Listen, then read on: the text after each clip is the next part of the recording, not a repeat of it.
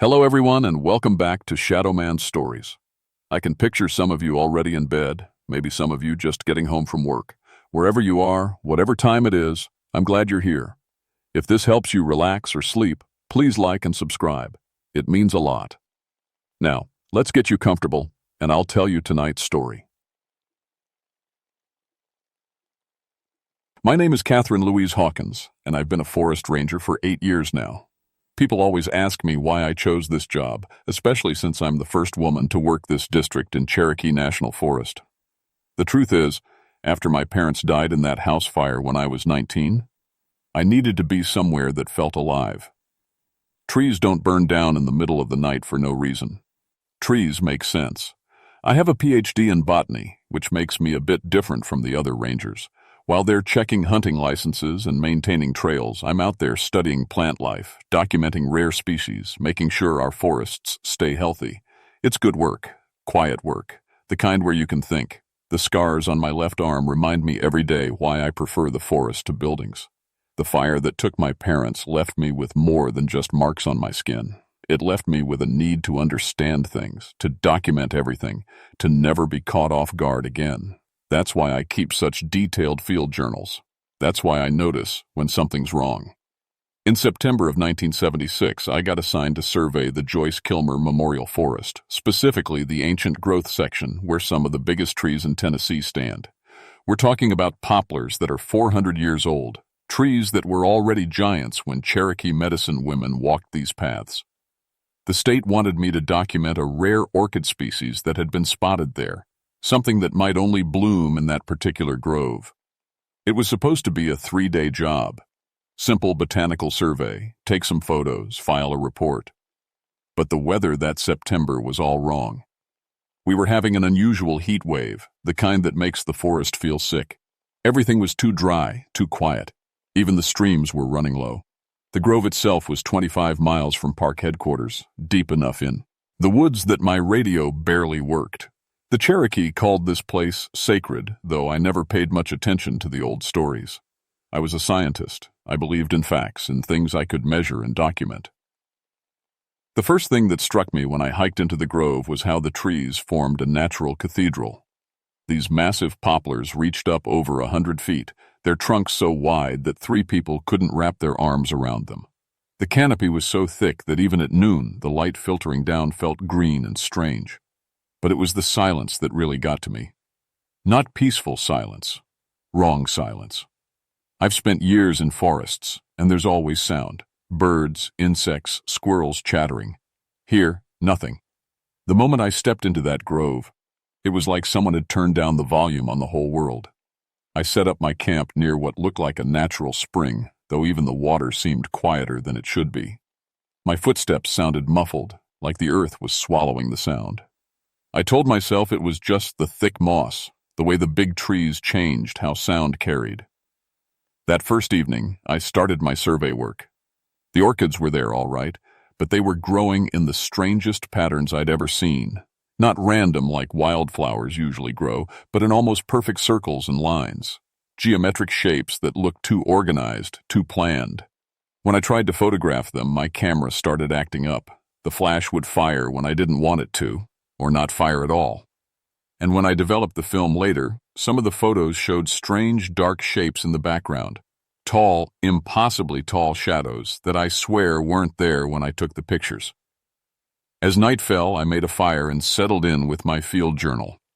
I always write down everything I observe, every detail. It's a habit that served me well over the years.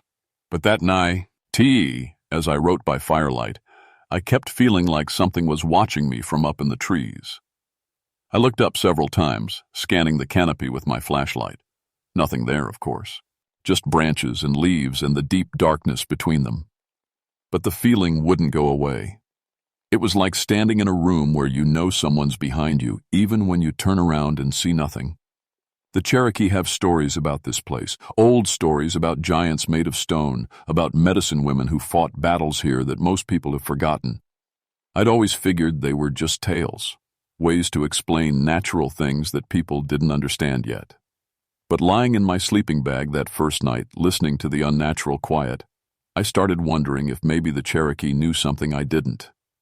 The second day started wrong from the moment I woke up. My campfire had burned down to cold ashes, which was normal enough. What wasn't normal were the rocks. When I'd made my fire ring the night before, I'd used stones from the nearby creek, 12 of them, arranged in a neat circle. Now there were 20 stones, and they were arranged in a pattern I didn't recognize. Not a circle, but something that looked almost like a symbol. I stared at that fire ring for a long time, trying to make sense of it. Maybe I'd miscounted the night before. Maybe some hiker had come through and rearranged things as a prank. But I was 25 miles from the nearest trail, and I hadn't heard anyone moving around during the night. I took photos of the stone arrangement, then started my day's work. The orchids were still there, still growing in those two perfect patterns. But as I worked, documenting each plant, measuring growth patterns, I started noticing other things that seemed off. The trees around the grove had scorch marks on their bark, but not from any recent fire. These marks were old, decades old at least, but they formed patterns too, spirals and lines that seemed to connect from tree to tree like someone had marked out a huge design using the entire grove as a canvas. I'd studied forest fires for years. I knew what burn patterns looked like, how fire moved through woods, how it left its marks. This wasn't natural fire damage. This looked deliberate. By afternoon, I'd documented 3 different orchid species, all growing in arrangements that defied every rule of botany I knew. Plants don't organize themselves. They compete for light, water, nutrients. They don't form geometric patterns unless humans plant them that way. But there were no humans here. The Cherokee hadn't lived in these deep woods for over a century, and this grove was too remote for modern visitors.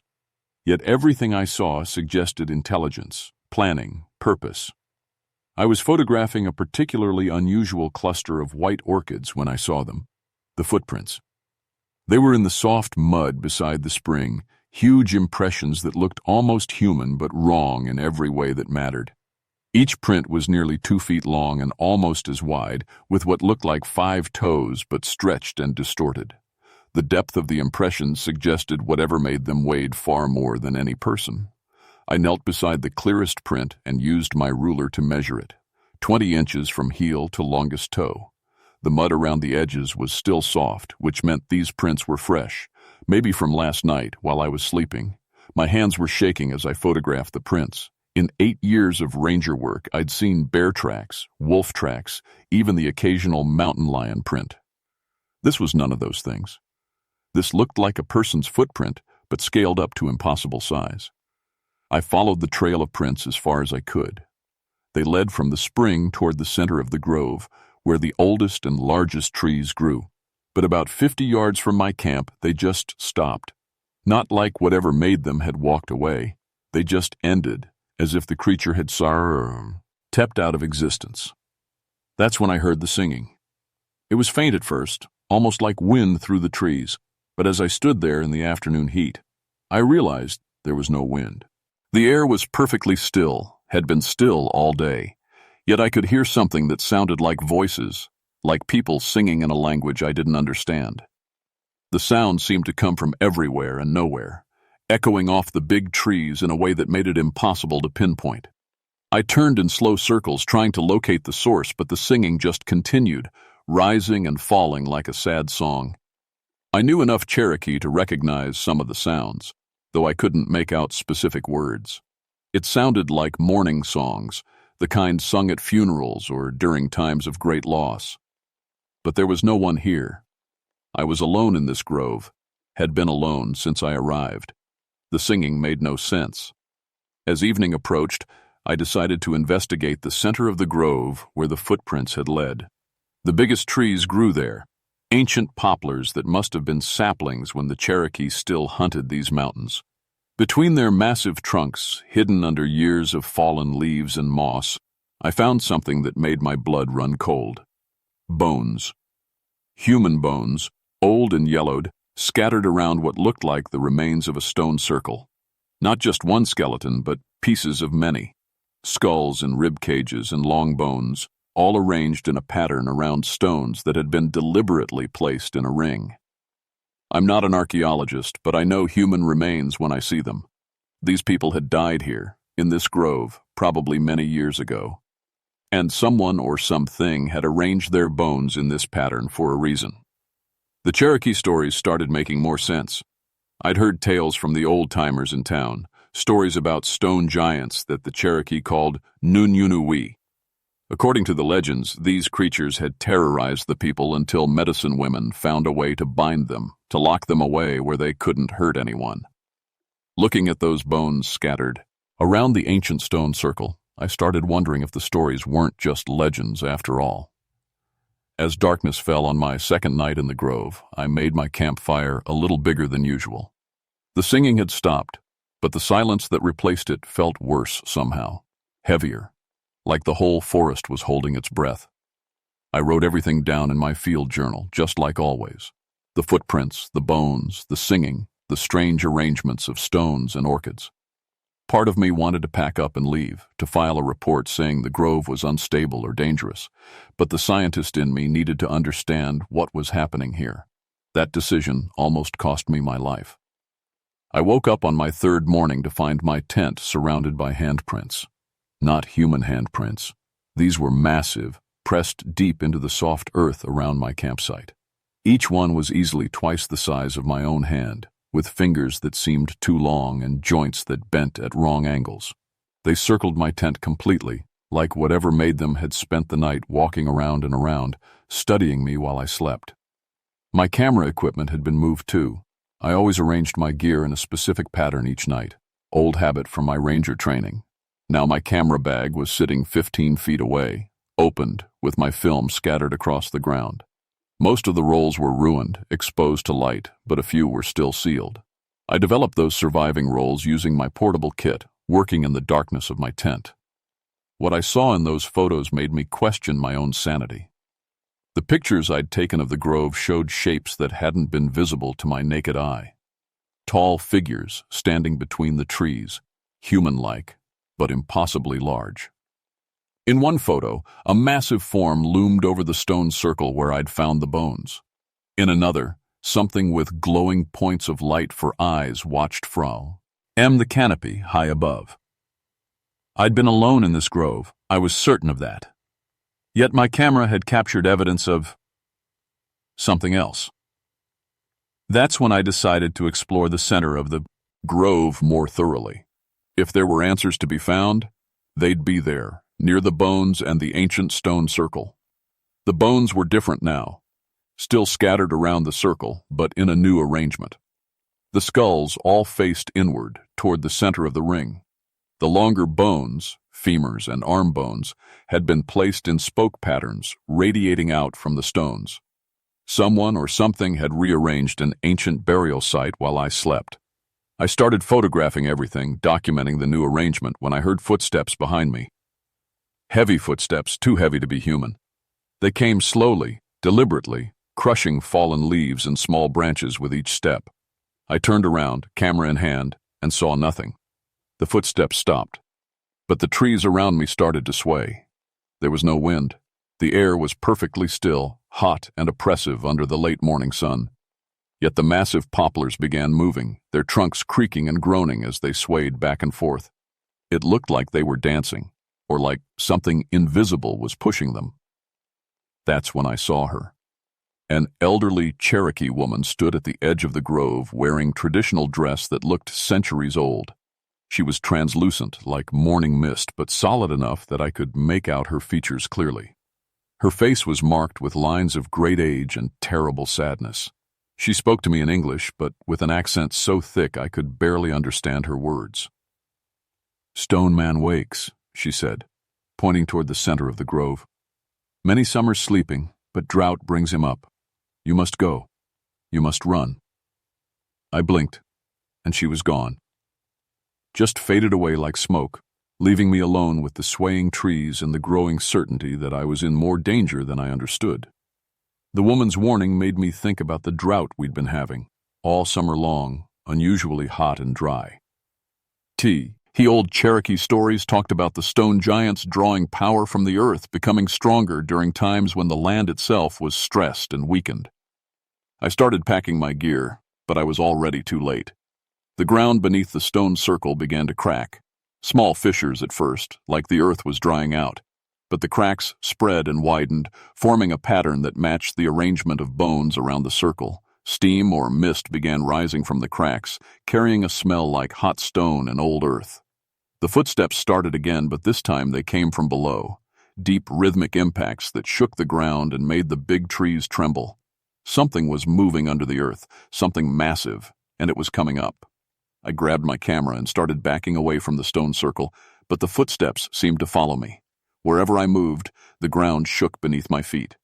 Cracks opened in the earth around me, forming a maze of fissures that trapped me in the center of the grove. The Cherokee woman appeared again, more solid this time, her face desperate. "Medicine plants," she said urgently. "Sacred tobacco, sweetgrass, red cedar. Only way to bind him. Only way to send him back down." She pointed to various spots around the grove, and I realized she was showing me specific plants. Things I'd cataloged during my botanical survey but hadn't paid special attention to. Native tobacco growing in hidden spots. Sweetgrass beside the spring. Cedar saplings scattered throughout the grove. But even as she spoke, the ground cracked wider. Something was pushing up from below, something that had been sleeping deep in the earth for longer than anyone could remember.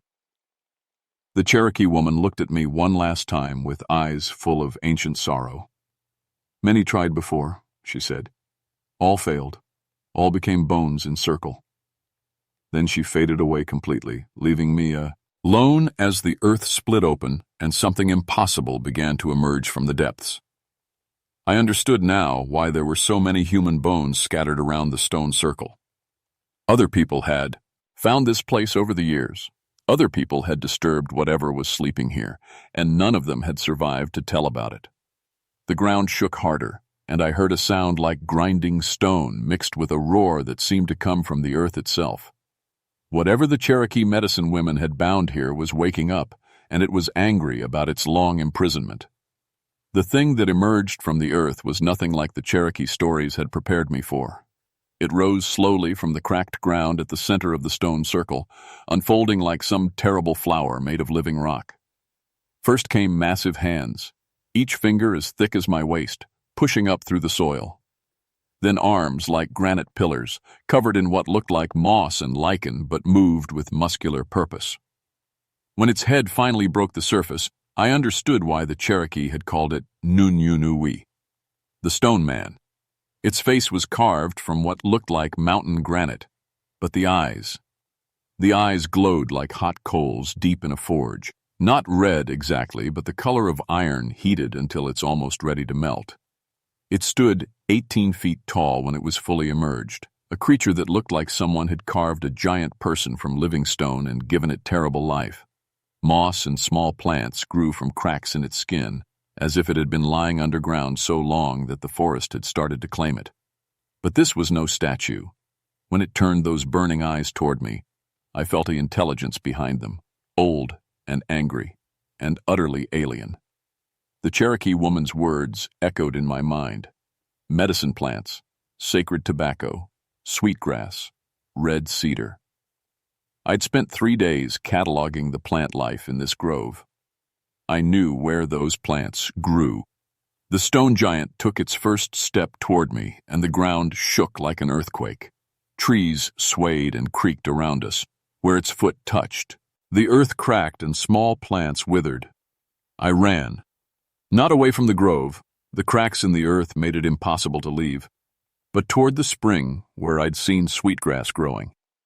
If the Cherokee medicine women had found a way to bind this thing before, maybe I could figure out how they'd done it. The giant followed me, moving with surprising speed for something made of stone. Each step sent tremors through the ground, and I could hear trees crashing behind me as it pushed through the forest. At the spring, I grabbed handfuls of the sweetgrass, stuffing it into my field bag. The native tobacco was harder to find, hidden in a grove of smaller trees about 50 yards away. I had to dodge around the stone giant twice to reach it, staying low and moving fast while it turned its massive head, searching for me. When those burning eyes fixed on me, the air itself seemed to heat up. I could feel my skin getting warm, like standing too close to a fire.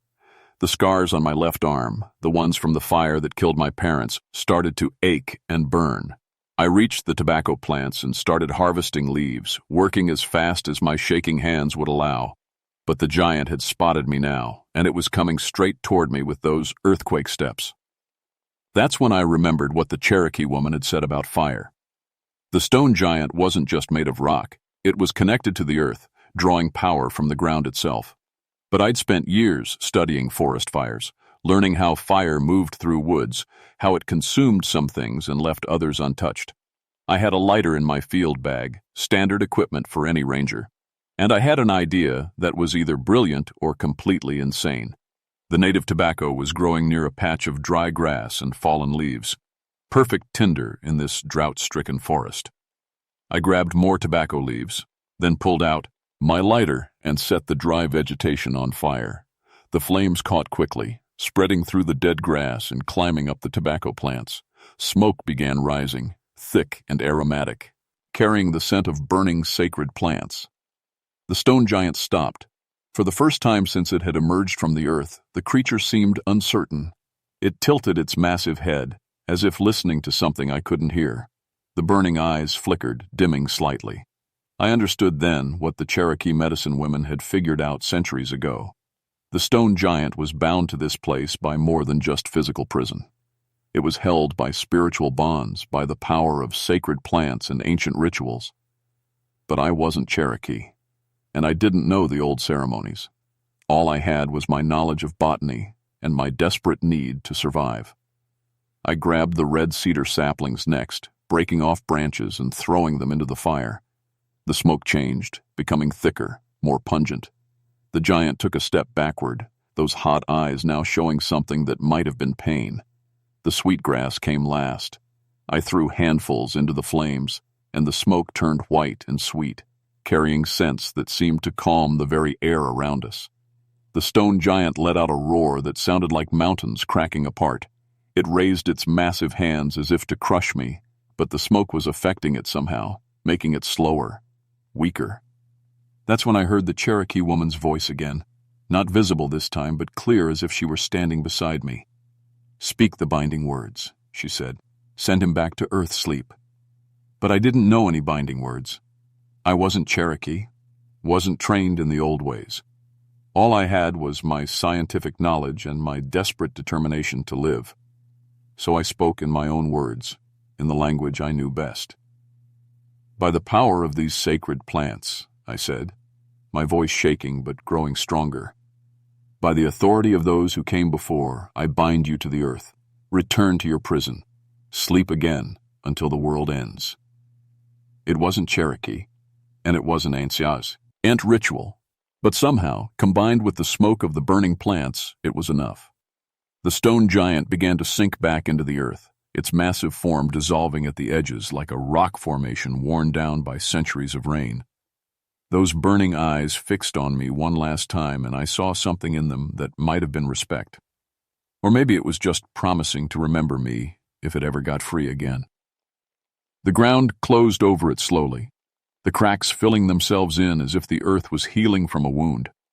When it was done, only the stone circle remained, and even that looked different now. Older, more weathered, as if it had aged decades in the few minutes since the giant had returned to its underground prison. I stayed in the grove for one more day, making sure the binding had held. The silence was different now. Not the wrong, heavy silence I'd experienced before, but the natural quiet of a forest at peace. Birds returned gradually, tentatively at first, then in full voice. Insects resumed their constant background hum. Even the spring seemed to flow more freely. I gathered up the scattered bones from around the stone circle and buried them properly, saying a prayer for the Cherokee medicine women and other guardians who had died trying to keep the stone giant imprisoned. They deserved better than to lie scattered on the ground like broken toys. My official report to the Park Service was brief and misleading. I listed the grove as geologically unstable due to underground activity and recommended it be closed to public access. I said the rare orchid species were too fragile for regular study and suggested the area be left undisturbed. The report was filed and forgotten, which was exactly what I wanted. But I didn't forget. Over the next few months, I began studying Cherokee history and traditional medicine practices. I learned about the Nunyunuwi, the stone giants that had terrorized the people in ancient times. I learned about the medicine women who had fought them, using sacred plants and binding rituals to imprison the creatures deep into the earth. I also learned that there had been other stone giants in other places. Most were still imprisoned, held by ceremonies that had been passed down through generations. But some of those traditional practices were being lost, and some of the sacred sites were being disturbed by development or natural disasters. I requested a transfer to a position that would let me travel throughout the Cherokee National Forest and the surrounding areas. Officially, I was documenting rare plant species and studying forest ecology. Unofficially, I was checking on the old binding sites, making sure the imprisoned giants stayed imprisoned. It became my life's work, my secret mission. I learned enough Cherokee to read the old stories in their original language. I studied traditional botany and ceremony, always respectfully, always with permission from Cherokee elders who understood what I was trying to do. Some of them remembered the old stories not as legends, but as family history. They taught me which plants were truly sacred, which combinations had power, which words carried the weight of ancient authority. I never married, never had a family of my own. My family became the forests themselves, and my children were the trees I protected. Every year, I returned to the Grove and Joyce Kilmer Memorial Forest, checking the stone circle, renewing the plant barriers, making sure the earth stayed quiet. The stone giant never fully woke again, but sometimes on hot summer nights during drought years, I could feel it stirring restlessly in its underground prison. Those were the nights I would camp in the grove, keeping vigil, ready to perform the binding ritual again if necessary. People sometimes asked me why I chose to spend my whole career in such remote, difficult postings, why I never pursued promotions that would have taken me to easier jobs in office buildings or developed parks. I would tell them I preferred the quiet of the deep woods, the chance to study rare plants in their natural habitat. I would talk about the importance of preserving wilderness areas and protecting fragile ecosystems. All of that was true, but it wasn't the whole truth. The whole truth was that I had become something the Cherokee might have recognized: a guardian, a keeper of old secrets, someone who stood between the sleeping monsters and the innocent world above. The stone giant in the grove was just one of many. There were others, in other places, held by other ceremonies. And as the old ways were forgotten and the traditional knowledge was lost, there were fewer and fewer people who knew how to keep them sleeping. I kept detailed journals of everything I learned, everything I practiced, every binding ritual I performed. Someday, I hoped, I would find someone else to train, someone else to carry on the work. But until then, I was the thin line between the ancient horrors and the modern world. I was the one who remembered, who watched, who kept the old promises that the Cherokee medicine women had made centuries ago.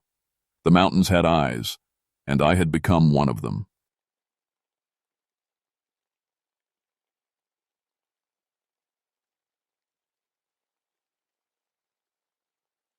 My name is James Mitchell Garrett, and I've been a park ranger for 17 years. People call me Mitch. I work in the Canaan Valley part of Monongahela National Forest in West Virginia. It's wild country out here, thick woods, deep valleys, and places where cell phones don't work. I'm 43 years old now, and I walk with a limp from where a black bear got me 6 years back.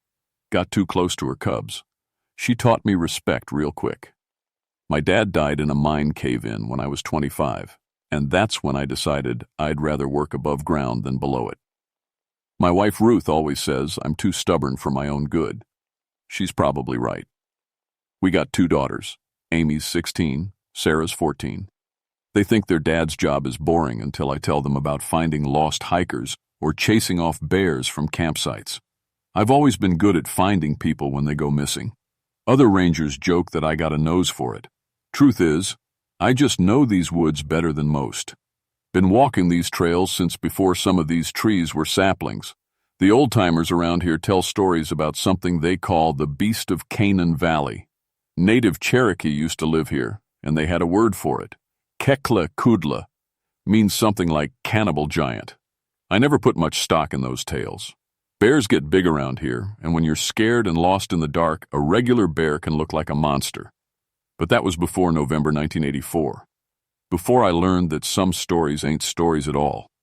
It started with a weather report that made no sense. November's usually cold up here, but not like this. Temperature dropped 30 degrees overnight. Snow came down like I'd never seen. Thick, heavy flakes that stuck to everything. My thermometer read 15 below normal for this time of year. The Patterson family had been camping in the backcountry for 3 days. Good people. Mark and Linda Patterson, with their 3 kids.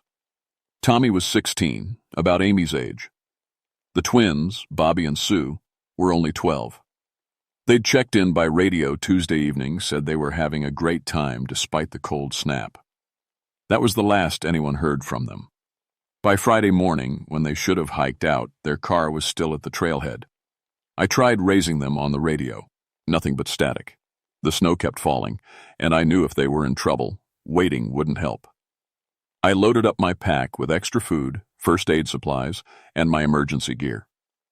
Ruth kissed me goodbye and told me to be careful. She always worried when I went out alone, especially in weather like this. The trail to their campsite led through some of the roughest country in the valley, a place locals call Devil's Bathtub, a natural bowl carved out by glaciers thousands of years ago. Cherokee avoided it, according to the stories. Said bad things happened there when the snow flew. I figured they were probably just stuck by the storm, maybe lost or injured. Happens more than people think. City folks come out here thinking nature's like a theme park, all safe and predictable. Then the weather turns or someone twists an ankle and suddenly they're in real trouble. The hike took me 4 hours through knee-deep snow. My radio crackled with nothing but static. The valley walls blocked signals. I was completely cut off from the outside world. When I found their camp, my blood ran cold. Everything was there. Tents, sleeping bags, cooking gear, even their food hanging properly in a bear bag. But it was all arranged wrong. Real wrong. The gear was laid out in a perfect spiral pattern around their dead campfire. Nobody camps like that. Nobody packs like that either. And there were tracks in the snow around the camp. Big tracks. I've seen every kind of animal print these mountains got to offer. Black bear, deer, elk, even the occasional mountain lion. These weren't like anything I'd ever seen. They were shaped like human footprints, but huge, 2 feet long, easy. The stride between them was 8 feet apart. No human being walks like that. The tracks led away from the spiral camp toward a part of the valley I'd never mapped. Toward caves I'd heard about but never explored. The snow was still falling, covering the trail, but I could follow it. I should have turned back right then. Should have hiked out and called for backup, but 5 people were missing, including kids the same age as my daughters. I couldn't just walk away, so I followed those impossible tracks into the dark heart of Devil's Bathtub. The tracks led me deeper into the valley than I'd ever gone. The snow kept falling, thick and heavy, muffling every sound. It was too quiet. In 17 years of walking these woods, I'd never heard silence like this. No birds, no squirrels chattering, no wind rustling through the trees, just the soft crunch of snow under my boots and the sound of my own breathing. The temperature kept dropping too. My breath froze in the air and fell like tiny ice crystals. Even my wool gloves couldn't keep my fingers warm. The cold bit through every layer of clothing I wore. About a mile from the Patterson camp, I found something that made my stomach turn. Scratches on a big oak tree, claw marks, 12 feet up the trunk. Deep gouges that went right through the bark into the wood. Whatever made them had to be huge and strong enough to climb trees like a cat. But the marks were too big for any bear I'd ever seen. I kept following the tracks. They wound through dense stands of hemlock and mountain laurel. But something was wrong with the trees, too. The branches were arranged in weird patterns, like something had been weaving them together on purpose. Hemlock boughs twisted into spirals. Mountain laurel bent into shapes that hurt to look at. My compass started acting up. The needle spun in lazy circles instead of pointing north.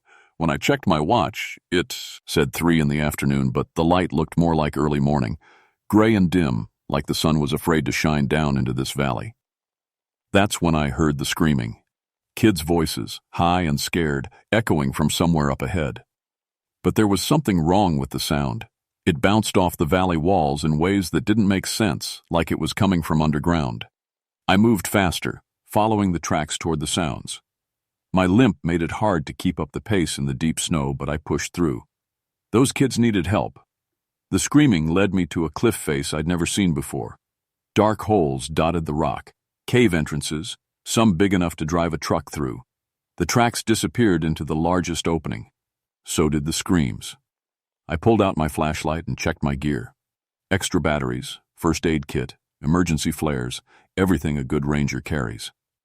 I called out toward the cave entrance. "Hello? This is Ranger Garrett. Can anyone hear me?" My voice echoed back strange and hollow. Then from deep in the cave, I heard something that made my blood freeze. A voice. A kid's voice. But speaking words I didn't understand. Cherokee words, I thought, though I only knew a few phrases from the old-timers around here. "Tommy?" I called. "Tommy Patterson? Is that you?" The Cherokee words stopped.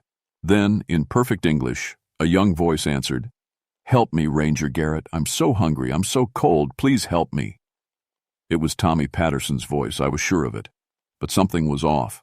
The words were right, but the tone was wrong. Too calm. Too controlled for a scared kid who'd been missing for 3 days. I should have trusted that feeling. Should have backed away from that cave and run for help. But a kid was calling for me, and I'd never walked away from someone who needed help. I stepped into the darkness. The cave was bigger inside than it looked. From outside, my flashlight beam got swallowed up in the black. The air tasted metallic, like old pennies and rust. My footsteps echoed weird. Some sounds came back quick. Others took too long, like the cave was bigger than it could be. "Tommy? Keep talking so I can find you." "I'm here, Ranger Garrett. Down here. Follow my voice." I followed the voice deeper into the cave system. The passages twisted and turned, leading down into the mountain. The temperature should have gotten warmer underground, but it kept getting colder. My breath still froze in the air. Then I saw light up ahead. Not electric light, firelight, flickering orange and red against the cave walls. I turned off my flashlight and moved toward it. The passage opened into a huge chamber. Natural stone formed an amphitheater, like the mountain had hollowed itself out on purpose. In the center, a small fire burned, and sitting beside it was a figure that made me stop cold. It was Tommy Patterson. I recognized his face, his sandy brown hair, but he was different. Wrong. His arms looked too long, like someone had stretched them. When he smiled at me, his teeth were filed to sharp points. "Hello, Ranger Garrett," he said in that too calm voice. "I've been waiting for you." "Tommy, son, are you hurt? Where are your parents? Where are Bobby and Sue?" He tilted his head like a curious dog. "They're here. They're safe. We're all safe now. We're all together. I need to see them, Tommy. I need to make sure everyone's okay." He stood up, and I saw just how wrong he really was. His legs were too long, too, jointed in places that didn't look right. When he moved, it was more like a spider than a person. "You look cold, Ranger Garrett, and hungry. Are you hungry?" Now that he mentioned it, I was hungry. Starving, actually. I'd eaten a full breakfast before hiking in, but my stomach cramped with emptiness. The hunger hit me like a physical thing, making me dizzy. "I have food," I managed to say. "In my pack, energy bars and—" "No," Tommy said, and his voice wasn't quite human anymore. Lower. Growling. "Not that kind of hungry." That's when I heard the other voices, deeper in the cave, echoing from passages I couldn't see. Mark Patterson's voice, Linda's voice, the twins. But they were speaking that same Cherokee language, Words I didn't understand but that made my skin crawl. And underneath it all, something else. Something big, moving in the darkness beyond the firelight. Something breathing with lungs the size of bellows. I knew I had to get out of there. Whatever was happening in this cave, it wasn't natural. It wasn't right. Tommy Patterson was sitting there with his 2 long limbs and pointed teeth, and his family was somewhere in the dark speaking a language they'd never learned, and something huge was breathing in the shadows. I backed toward the passage I'd come from, trying to keep my movements slow and non-threatening. "Don't go, Ranger Garrett," Tommy said. "You just got here, and he wants to meet you." "He?" Tommy smiled with his sharp teeth. "The one who made us a family. The one who's going to make you family, too." That's when it stepped into the firelight. I've seen a lot of things in 17 years of park service. Bears standing on their hind legs look almost human in the dark. Elk can seem huge as dinosaurs when you catch them in your headlights. Even a big dog can look like a wolf if you're scared enough. This was nothing like any of those things. It had to be 14 feet tall, but it was built all wrong, too thin, like someone had stretched a person on a torture rack. Its skin was gray-white, stretched tight over bones that stuck out at odd angles. Patches of thick, matted fur covered parts of its body, and growing from its skull was a crown of antlers, branched and twisted like a dead tree. But the worst part was its face. It looked human enough to be horrible. Sunken cheeks, lips pulled back from yellow teeth. Eyes that had once been human, but now glowed with a cold, hungry light. "Welcome," it said in a voice like grinding stone. "I am so glad you came." I fumbled for one of my emergency flares. My hands shook so bad I could barely get it lit. When the red light blazed up, the thing stepped back with a hiss. "Ah," it said. "Fire, light. How traditional." "What are you?" I whispered. It tilted its massive head. "I was like you once. A man. I had a name. A family. That was long ago. 50 winters passed, when the great storm came and I was so hungry. So very hungry." Tommy giggled from where he sat by the fire. It wasn't a human sound. "The Cherokee have words for what I became," the creature continued. "Wendigo, Kekla Kudla, the hunger that walks. I prefer to think of myself as evolved. Where's the Patterson family? Here. All here. We are together now, forever." It gestured with one impossibly long arm toward the darker parts of the cave. In the flare light, I could see shapes moving in the shadows. The shapes had human voices, but they moved wrong, like broken puppets. "What did you do to them?" "I gave them what they needed: food, warmth, family. In winter, when the snow is deep and the game is scarce, sometimes a man must choose. Starve or survive. I chose survival." The flare sputtered in my hand.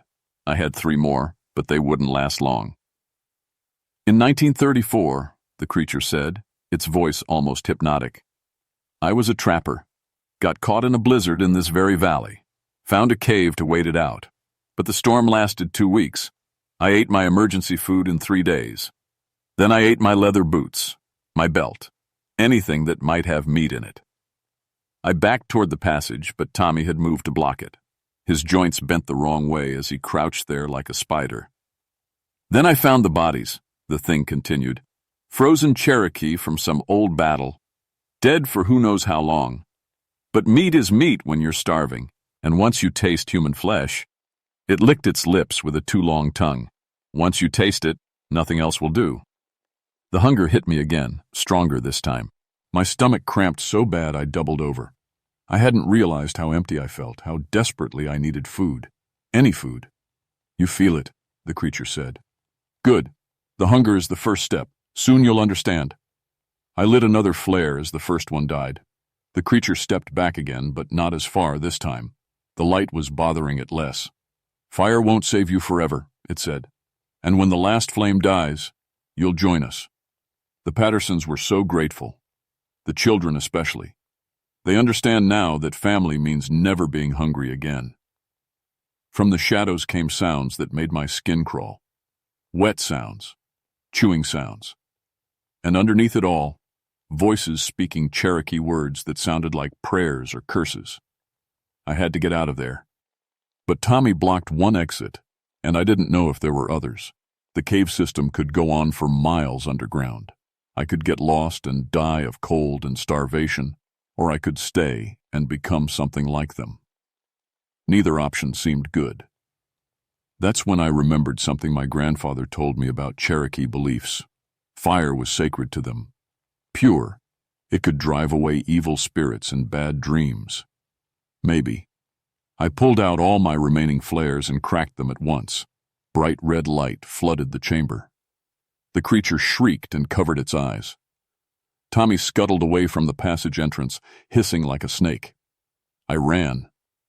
Behind me the creature roared, a sound like wind through a graveyard. I heard footsteps following, but they were wrong somehow. Too many legs, or legs in the wrong places. The Patterson family was coming after me, but they weren't human anymore. The passages twisted and turned. I took wrong turns, backtracked, got lost inside tunnels.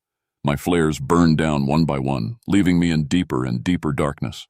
But I kept moving, following the slight breeze that might mean an exit. The sounds behit, and me got closer.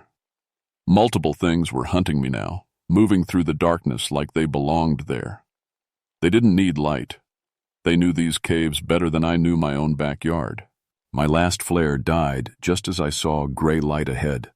Not electric light, daylight. Dawn was breaking outside the cave system. I stumbled toward it, my limp making me clumsy in the dark. Behind me something roared in frustration. The sounds of pursuit stopped suddenly like hitting a wall. I burst out of the cave into the gray morning light. Snow was still falling, but lighter now. I was somewhere on the far side of Devil's Bathtub, miles from where I'd started. But I was alive, and I was out.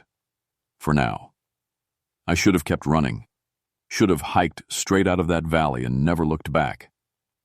But I was a park ranger, and 5 people were still missing. Even if what I'd seen in that cave was real, and part of me still hoped it was just hypothermia making me hallucinate, I had a job to do. I found a high spot with clear sky and got my radio working. Called into headquarters, reported missing campers with possible injuries.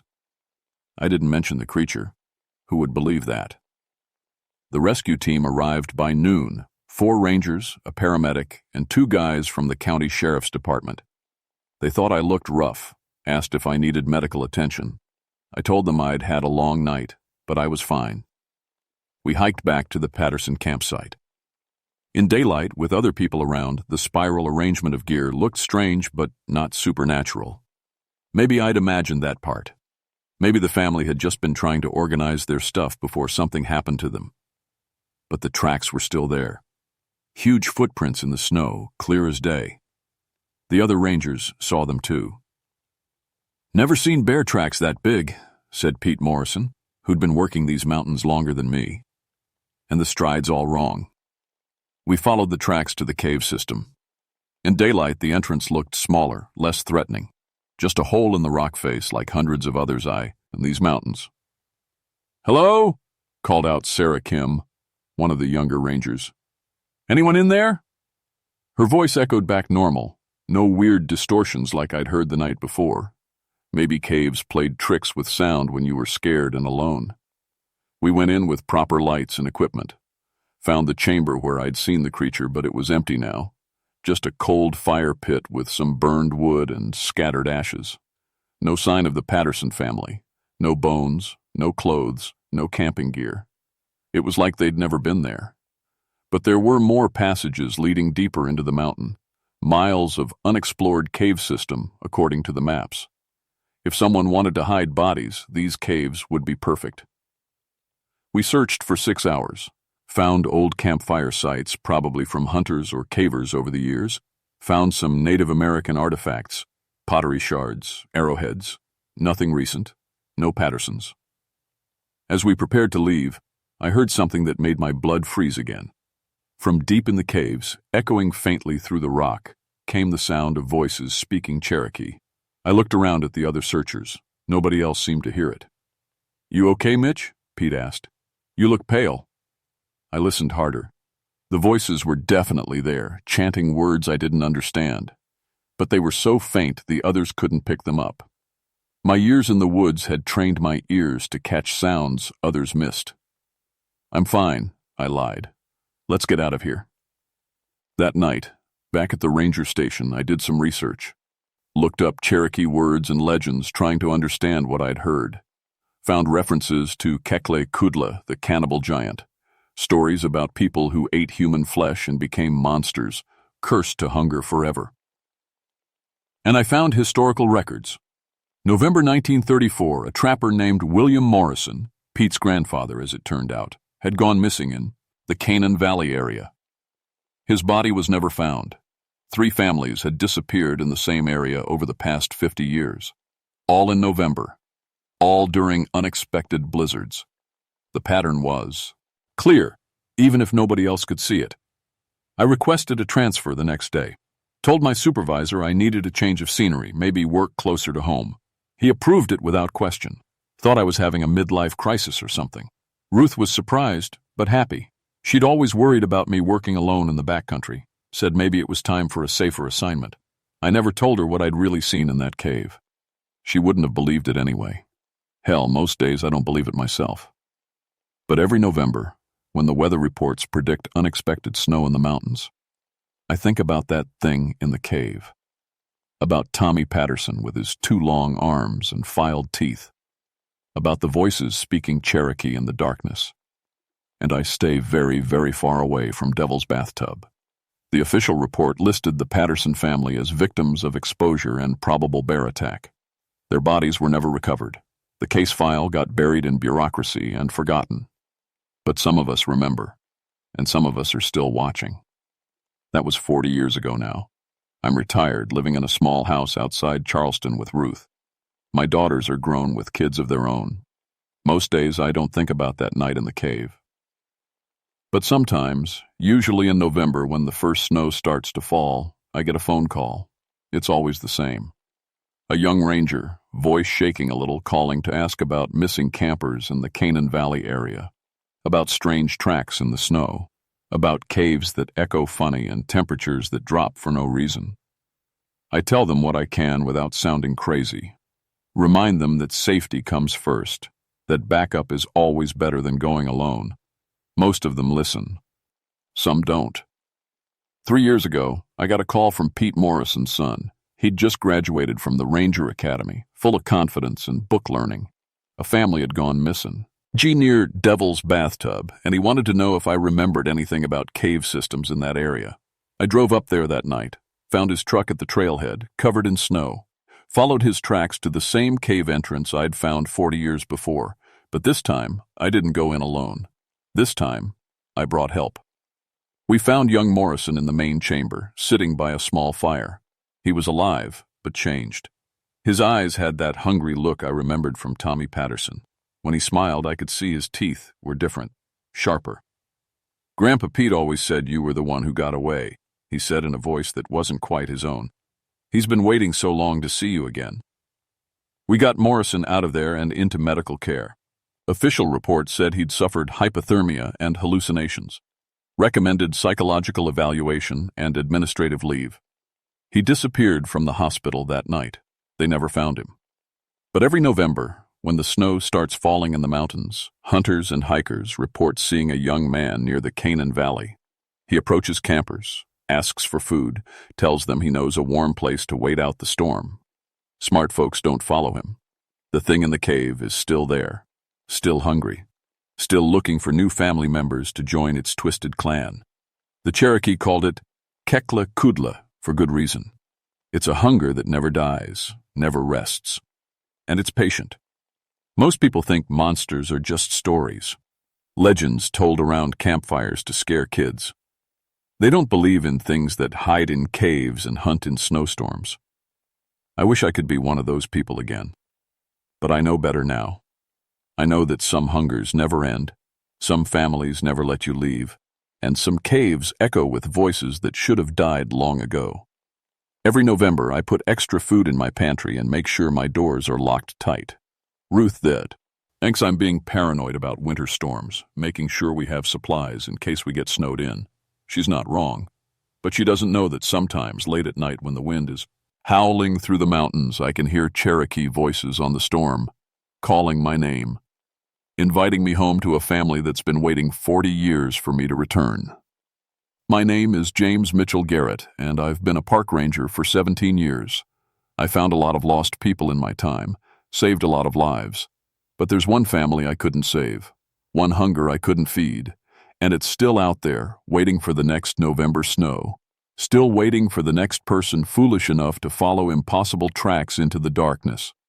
Don't go into Devil's bathtub when the snow falls. Don't follow voices that speak languages you've never heard. And if you meet a young man in the woods who says he knows a warm place to wait out the storm, run. Some families aren't worth joining, and some hungers are never satisfied.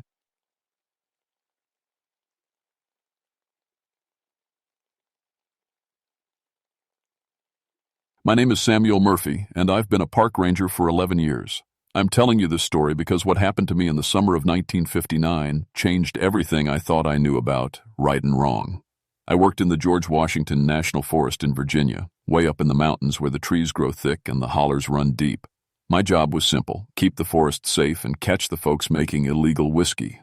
I was good at it too. Maybe too good. See, my grandfather came from Ireland and worked on the railroad. My father drank himself to death when I was 12. That's why I hated moonshine so much. Every still I found and destroyed felt like getting back at the bottle that killed my daddy. The other rangers called me Murphy the Moonshine Hunter. I'd found more hidden stills than anyone else in the Forest Service. 27 in 11 years. I knew all the tricks: how they hid the smoke, where they got their water, how they moved the finished product down the mountain without getting caught. My wife Mary was pregnant with our first baby that summer. She worried about me going up into the deep mountains alone. "Those mountain folk don't like strangers," she'd say, "especially ones wearing badges."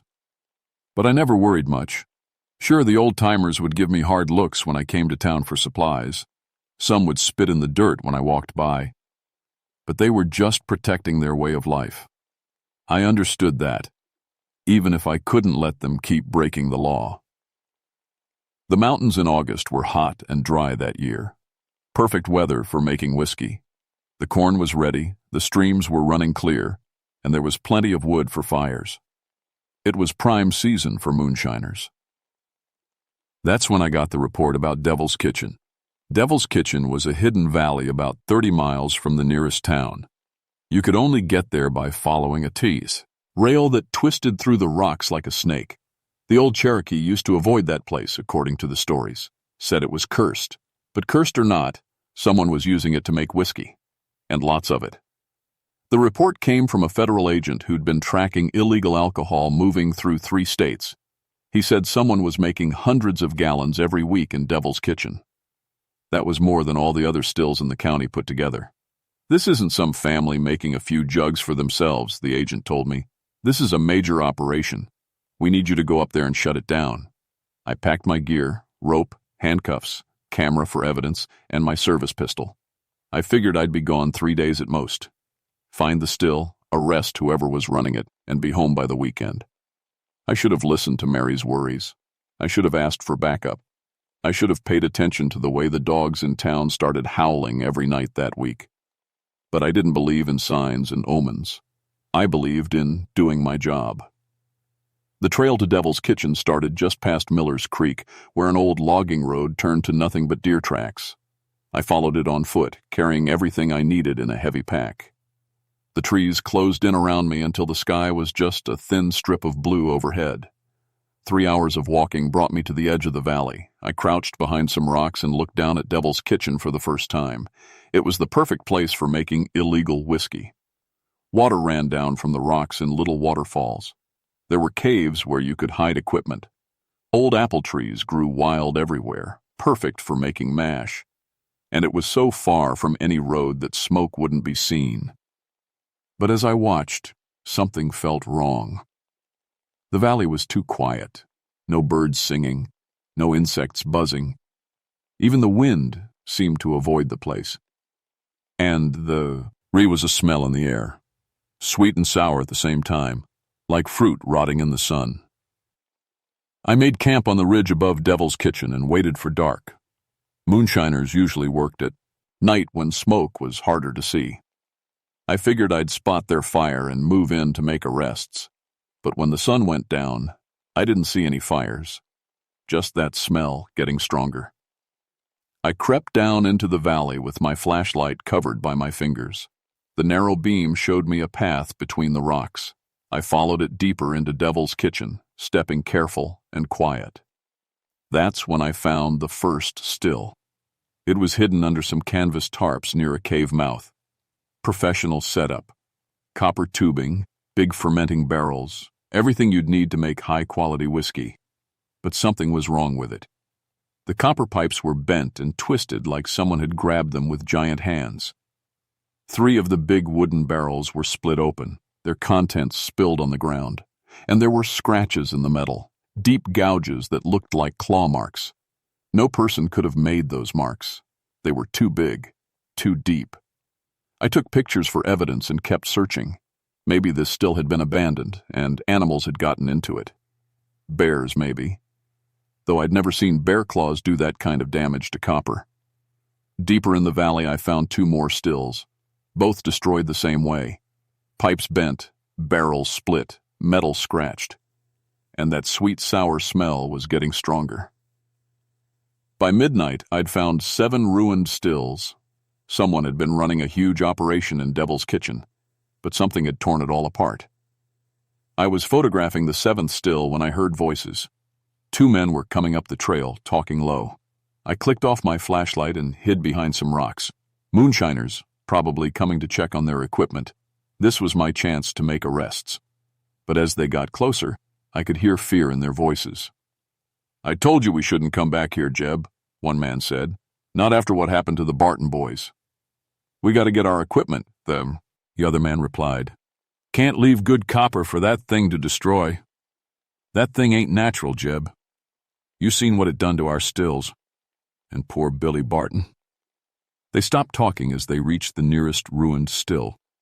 I could see them now in the moonlight. 2 men in overalls, both carrying old hunting rifles. The first man, who wasn't Jeb, was looking around nervous. "This place gives me the shivers. Let's just grab what we can and get out."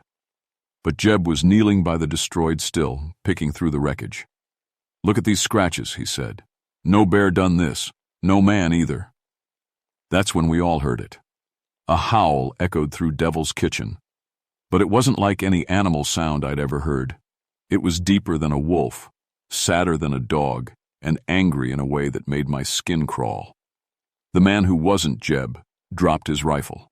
"Jesus, Mary, and Joseph," he whispered. "It's here." The howl came again, closer this time, and with it came a new smell, wet dog and old graves. "Run!" Jeb shouted. But it was too late. Something big crashed through the trees behind them. I couldn't see it clearly in the darkness, but I could hear it. Heavy feet hitting the ground, branches snapping, and a sound like breathing but wrong somehow.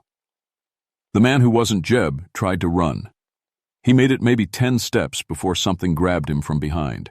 His scream cut through the night like a knife, then stopped sudden and awful. Jeb raised his rifle and fired 3 quick shots. The muzzle flashes lit up the valley like lightning, and for just a second I saw what had his partner. It looked like a man, but bigger, 7 feet tall, with arms that hung past its knees. Its clothes were old and torn. And its face was human, but wrong. The eyes glowed like coals in a fire. The mouth was open too wide, showing teeth that belonged on a wolf. Jeb's bullets didn't seem to hurt it.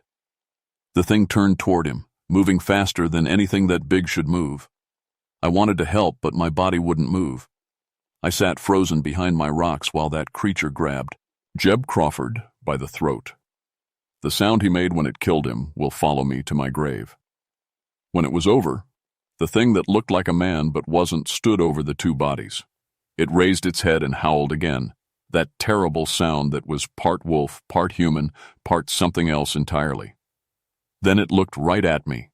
Even hidden behind the rocks, even in the darkness, it knew I was there. Those burning eyes found me like I was standing in broad daylight. But instead of coming after me, it spoke. Its voice was like wind through a graveyard. "Murphy," it said. "I know that name. I know that smell." Then it melted into the shadows like smoke, leaving me alone with 2 dead men and the knowledge that something impossible was living in Devil's Kitchen. I waited until sunrise before I moved. My hands were shaking so bad I could barely hold my camera to take pictures of what was left of Jeb Crawford and his partner. The creature had torn their throats out, but it hadn't eaten them. This wasn't about food. And it had poured moonshine over both bodies. Whiskey from one of the few unbroken jugs I'd found, like it was making some kind of point. I hiked back to town as fast as I could and called the state police. They sent up a team to collect the bodies and investigate the scene. But when they asked me what happened, I told them it looked like a bear attack. I couldn't tell them the truth. Who would believe me? But I had to know more. That thing had known my name. It had recognized my smell. Those weren't random words from a wild animal. I drove to the county library and spent the whole day reading old newspapers and land records. I was looking for any mention of Devil's Kitchen, any stories about strange happenings in that valley. What I found made my blood run cold. Every 20 to 30 years, going back to 1890, there were reports of people disappearing in that area. Always during the summer, always when moonshine activity was high, and always with the same kind of injuries, throats torn out, bodies left as warnings. In 1920, the newspaper had a story about a federal raid on a big moonshine operation in Devil's Kitchen. Revenue agents had killed 3 moonshiners in a gun battle, including a man named Silas Murphy. Murphy, my family name. That evening, I drove out to visit my great-aunt Rose. She was 92 and lived alone in a cabin that had been in our family since before the Civil War. If anyone knew about old family stories, it would be her. Aunt Rose made me coffee and listened while I told her about finding the ruined stills. I didn't mention the creature or the dead men, just said I was curious about family history. "Silas Murphy," she said when I asked about him. "Haven't heard that name spoken in this house for 40 years. He was your grandfather's brother." She got up and pulled an old photo album from a shelf. The pictures inside were yellow with age. She turned pages until she found what she was looking for. "There," she said, pointing to a picture of a tall man with red hair like mine. "That's Silas, taken just before he died." The man in the photo looked exactly like the creature I'd seen in Devil's Kitchen. Taller, yes, and twisted somehow, but the same face, the same burning eyes. "Tell me about him," I said. Aunt Rose was quiet for a long time. Then she said, "Silas made the best whiskey in 3 counties. Family recipe that came from Ireland with your great-great-grandfather. But Silas, he got greedy, started making more than was smart, started selling to gangsters from the city." She turned another page. This photo showed several men standing around a large still hidden in what looked like Devil's Kitchen. The feds came for him in August of 1920. There was a big shootout. 3 moonshiners died, including Silas. They say he cursed the government men with his last breath, swore he'd protect the family business forever. My mouth went dry. "What happened after he died?" "Strange things," Aunt Rose said. "Animals acting wrong, people disappearing, and every few years someone would find a new still in Devil's Kitchen, working all by itself, making perfect whiskey with no one to tend it." She closed the photo album and looked at me with worried eyes. "You found something up there, didn't you, Samuel? Something that shouldn't be found." Before I could answer, we heard it, floating down from the mountains like fog, that terrible howl I'd heard the night before. Aunt Rose went pale as milk. "He knows you've been asking questions," she whispered. "Silas always was protective of family secrets." That night, I couldn't sleep. Every time I closed my eyes, I saw those glowing eyes staring at me from the darkness. And I kept thinking about what the creature had said. I know that name. I know that smell. It knew me because we were family. The thing in Devil's Kitchen was my great-great-uncle, somehow still alive 39 years after he'd been shot to death. Around midnight, I heard something outside my house. Footsteps on the gravel driveway. heavy footsteps that didn't belong to any living man. I looked out the bedroom window and saw a shape standing by my truck. 7 feet tall, arms hanging past its knees, eyes like hot coals in the darkness. It was just standing there, watching, waiting. Mary woke up and saw me at the window. "What is it?" she asked. "Nothing," I lied. "Go back to sleep." But when I looked again, the shape was gone. And carved into the side of my truck were 5 deep scratches, like claw marks. The next morning I found a note tucked under my windshield wiper, written in shaky handwriting on old paper. "Stop hunting your own blood. The family business ain't your concern no more. S.M." That's when I knew I had to go back to Devil's Kitchen. Not as a park ranger looking to arrest moonshiners, but as the last Murphy man trying to set things right with his dead uncle's ghost. I waited 3 days before I went back.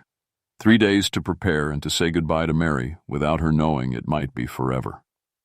"I love you," I told her that morning. "You and the baby both. Remember that, no matter what happens." She looked at me strange, but I couldn't explain. How do you tell your pregnant wife that you're going to face down the angry ghost of your great-great-uncle? I packed different gear this time, no handcuffs or camera. Instead, I brought a crowbar, some dynamite I'd gotten from a mining friend, and my grandfather's old Bible. The trail to Devil's Kitchen felt different in daylight. The trees seemed to lean in closer, like they were trying to block my path, and that sweet, sour smell was stronger than ever. I found Silas waiting for me in the valley. He was standing next to the ruins of what looked like the oldest still, bigger than the others, made with care and pride. In daylight, I could see him clearer. He still looked like the man in Aunt Rose's photograph, but death had changed him. His skin was gray and hung loose on his bones. His clothes were the same ones he'd died in, now rotted and stained, and his eyes burned with a fire that had nothing to do with being alive. "Took you long enough, nephew," he said. His voice sounded like wind through dead leaves. "You're dead," I said. It wasn't much, but it was all I could manage. Silas laughed, and the sound made my skin crawl. "Dead? Boy, I'm more alive now than I ever was breathing. Death just freed me from the limits of flesh." He walked closer, and I could smell him now. Wet earth and old whiskey and something rotten underneath. "You know why I'm here," he said. "You know what you done wrong." I was doing my job. "Your job?" Silas spit in the dirt. "Your job is to be a Murphy, to protect the family, to honor the blood that flows in you. Our veins." He pointed at the destroyed stills around us. "I built this empire. 3 generations of Murphys made the finest whiskey in Virginia. And you throw it all away to wear a government badge." "Making illegal whiskey is wrong," I said. "Wrong?" Silas roared, and his voice echoed off the valley walls. "What's wrong is forgetting who you are. What's wrong is turning your back on family for strangers who don't give a damn about you." He moved faster than I could follow. 1 second he was 10 feet away. The next he had me by the throat, lifting me off the ground with one hand. "I should kill you now," he whispered. "End the shame you've brought on the Murphy name." But instead of crushing my windpipe, he set me down gentle-like. "But you're the last Murphy man," he said, "and Mary's carrying another Murphy in her belly. So I'll make you a deal." He walked back to his ruined still and ran one gray hand over the broken copper. "Stop destroying stills," he said. "Stop hunting our own kind. Do that, and I'll leave you be. Your wife will birth that baby safe, and you can live out your days in peace. And if I don't?" Silas smiled, showing teeth that were too sharp and too many.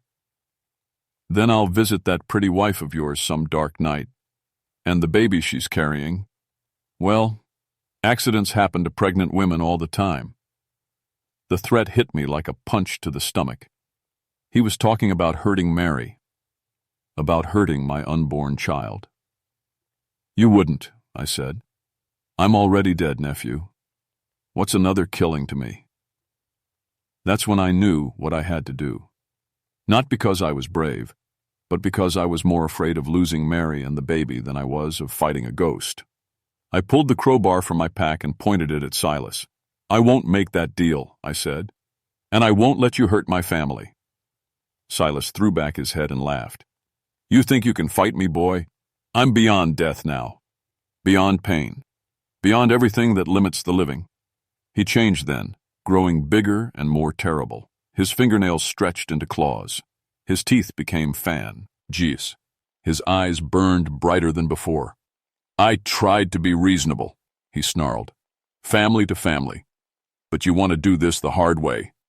He came at me like a hurricane.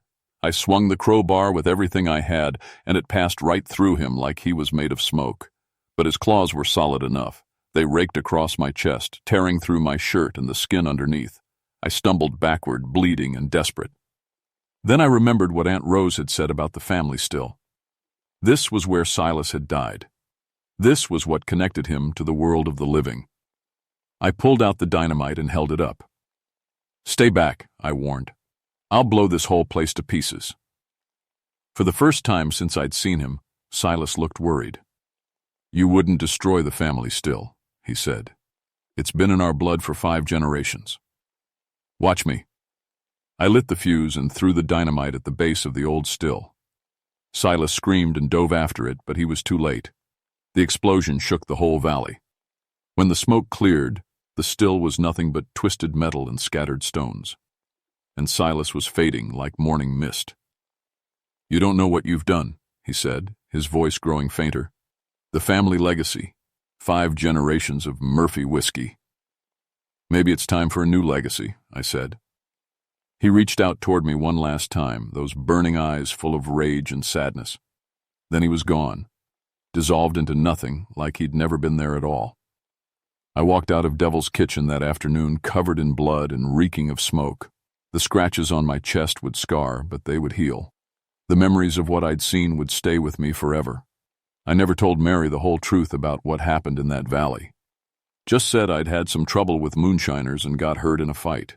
She worried over my wounds and made me promise to be more careful. 3 months later, she gave birth to our son. We named him Daniel. God is my judge. I figured after what I'd been through, that was a name that fit. I kept working as a park ranger for 2 more years. But every still I found, every arrest I made, felt different now.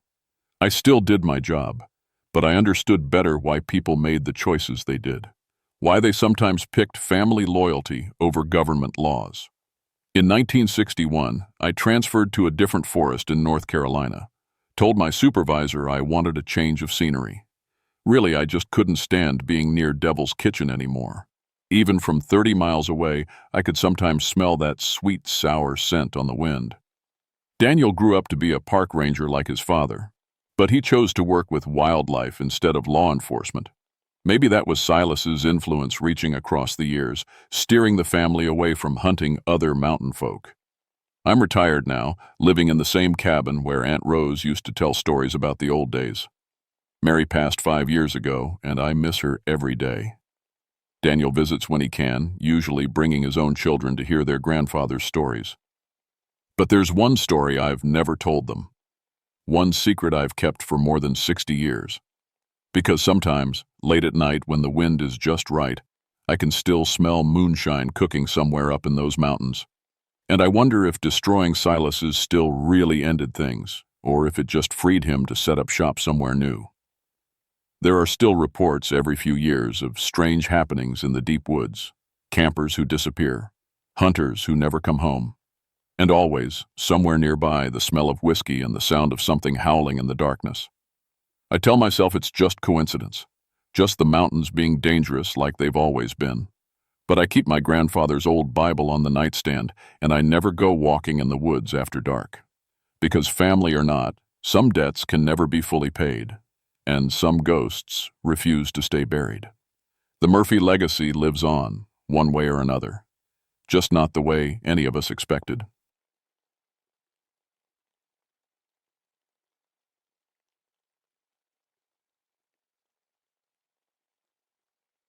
My name is William Chester Franklin, but folks just call me Bill. I've been a forest ranger here in the Daniel Boone National Forest for 23 years now, and I thought I'd seen everything these Kentucky mountains could throw at me. I was wrong. It was March of 1962 when everything changed.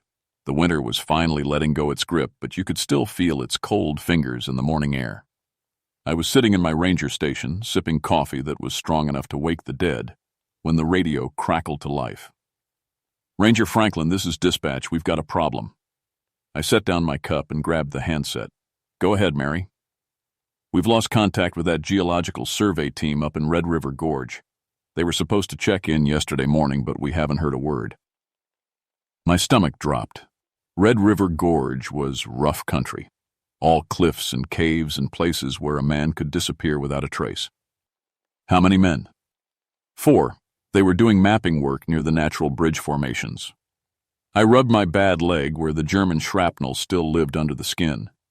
It always ached when the weather was changing, and today it was screaming at me. "I'll head out at first light." The thing is, I knew that area better than most. During the war, after I got my Purple Heart and came home with this limp, I'd spent months up there just walking the ridges, trying to make sense of what I'd seen in Europe.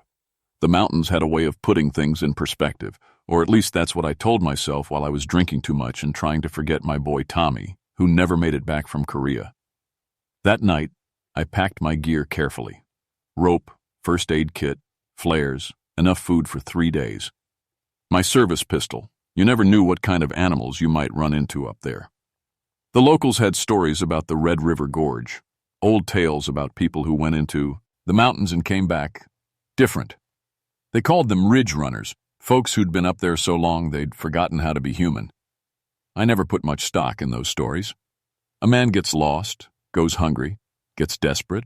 Sure, he might start acting wild. But the way the old-timers told it, there was something else up there. Something that changed people from the inside out.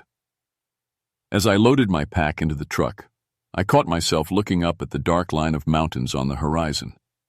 For just a second, I could have sworn I saw something moving up there, a shadow against the stars. But when I looked closer, there was nothing. I should have paid attention to that feeling in my gut. Should have remembered what my sergeant used to say in the war. When something feels wrong, Franklin, it usually is. But I didn't. I went to bed thinking about 4 men who were probably just lost, maybe hurt, waiting for someone to come find them. I thought I was going on a rescue mission. I was wrong about that too. I started up the mountain trail before sunrise, my horse picking his way carefully over the rocky ground. The morning mist hung heavy between the trees, and everything was quiet, except for the soft sound of hooves on stone and the creak of leather.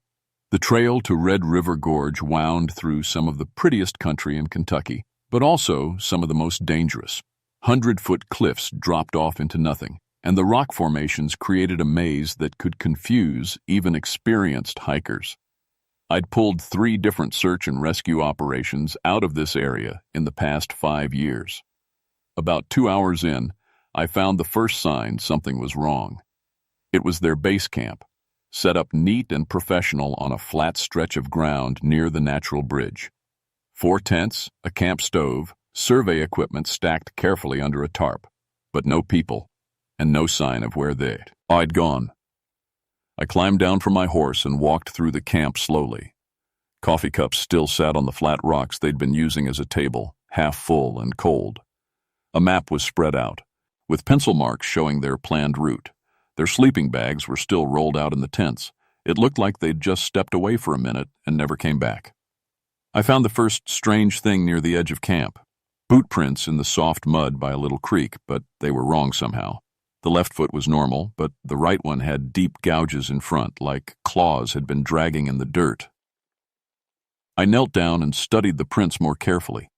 At first I thought maybe someone had damaged their boot, torn the rubber or something, but as I followed the trail, the prints got stranger. The heel marks got lighter, like the person was walking more on their toes, and those claw marks got deeper. 20 feet from camp, the boot prints stopped completely. In their place were footprints, bare human feet, but wrong. The toes were too long, and there were definite claw marks pressed deep into the earth. I've tracked plenty of animals in my time, and people too, but I'd never seen anything like this. That's when I heard the voice. "Help me!" It came from somewhere up on the ridge, faint and desperate. A man's voice calling down from the cliffs above. "Where are you?" I shouted back. Can't find my way down. Please, help me." I grabbed my rope and started climbing. The voice seemed to come from a narrow ledge about 50 feet up, just visible through the morning mist. It was a difficult climb, but I'd done worse. As I got closer, I could see a figure crouched on the ledge. He was wearing the kind of clothes the survey team would have, khaki pants, work shirt, but he was facing away from me, hunched over like he was hurt. "Hold on," I called. "I'm almost there." When I was about 10 feet away, close enough to throw him a rope, the figure stood up slowly and turned around. It wasn't human anymore. Oh, it had been once. You could still see that in the general shape, the clothes it wore. But the face was all wrong, elongated somehow, with teeth that were too sharp and eyes that reflected light like an animal's. Its fingernails had grown into claws, and when it smiled at me, I could see it had been filing its teeth to points. "Thanks for coming up," it said in a voice that was almost normal, almost human. "We've been waiting for you." That's when I heard the others, voices calling from different parts of the ridge, all around me. The same desperate cries for help I'd been following.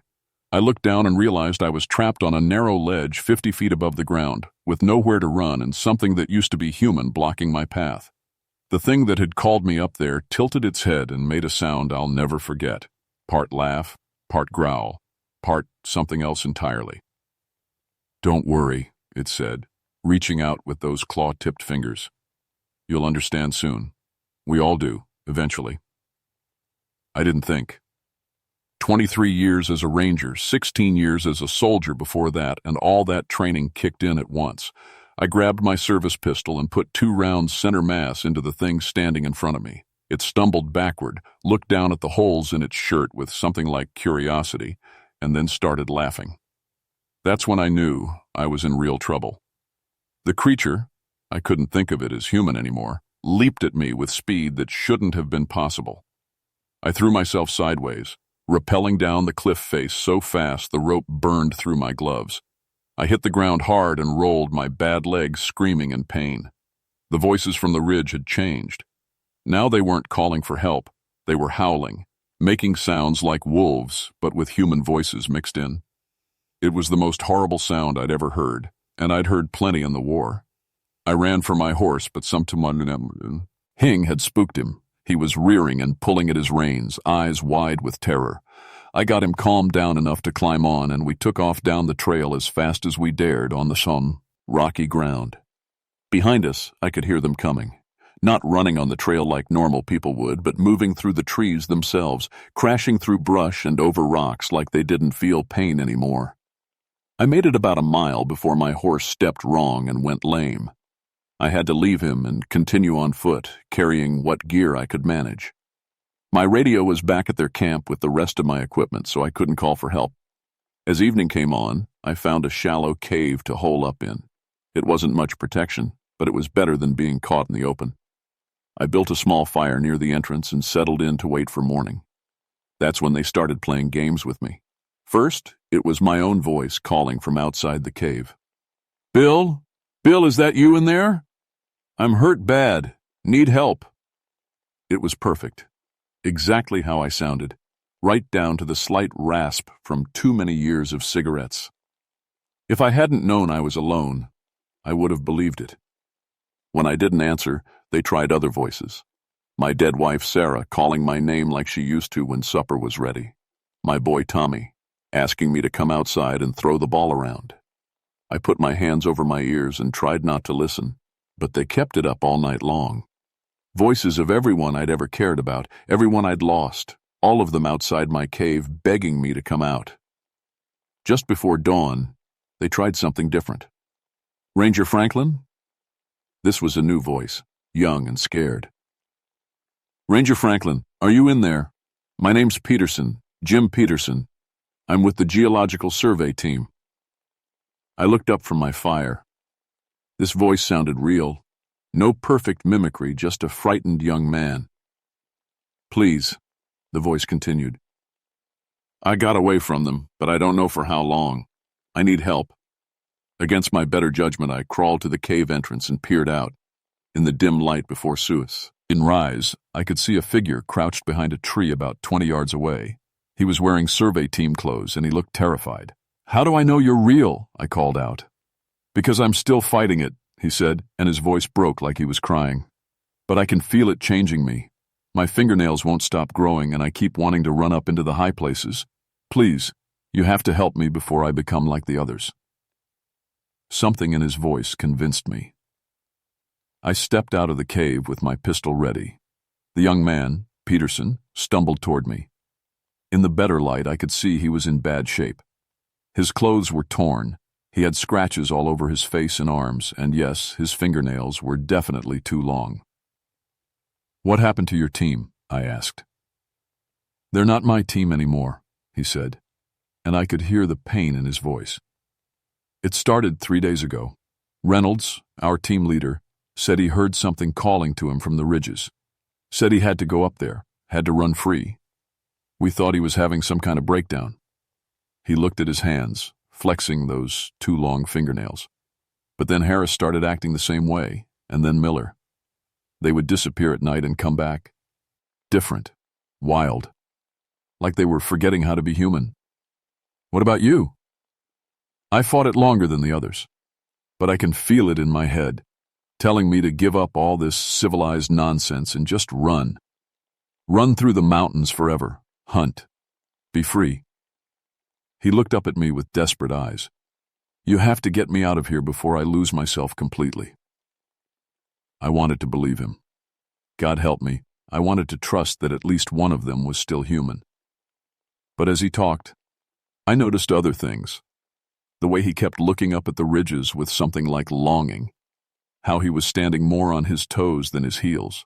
And most importantly, how he howling from the other creatures had stopped completely, like they were waiting for something. "What's your first name?" I asked suddenly. He blinked.